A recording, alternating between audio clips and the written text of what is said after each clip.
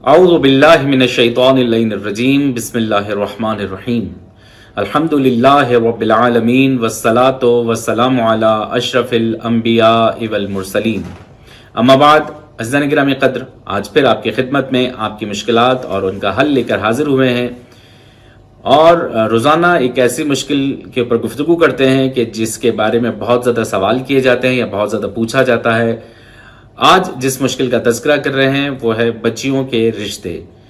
آج بہت زیادہ یہ مسئلہ کھڑا ہو گیا ہے کہ بچیاں جوان ہو رہی ہیں، بچیاں بڑی ہو رہی ہیں، لیکن ان کے رشتے نہیں آ رہے۔ اگر آ رہے ہیں تو رشتے اس قابل نہیں ہیں کہ بچیاں، پڑھی لکھی بچیاں، نیک بچیاں انہیں دے دی جائیں۔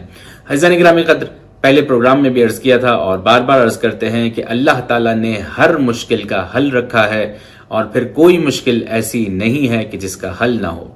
روایت میں موجود ہے کہ اگر کسی کے ہاں بچیاں ہوں اور ان کے رشتے نہ آتے ہوں تو سورہ مبارکہ احزاب کو ہرن کی کھال کے اوپر لکھ کر کسی کوزے میں بند کر کے اس کمرے میں رکھا جائے جہاں وہ بچی رہتی ہے۔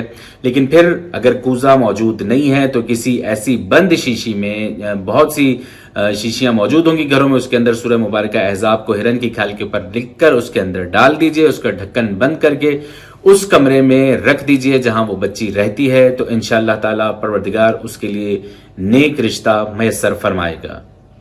انشاءاللہ تعالیٰ آج کا پروگرام مفید رہا ہوگا۔ پروردگار عالم سے دعا گوں کہ مالک دو جہاں ہمیں ہماری تمام تر مشکلات سے نجات عطا فرما۔ والسلام علیکم ورحمۃ اللہ وبرکاتہ۔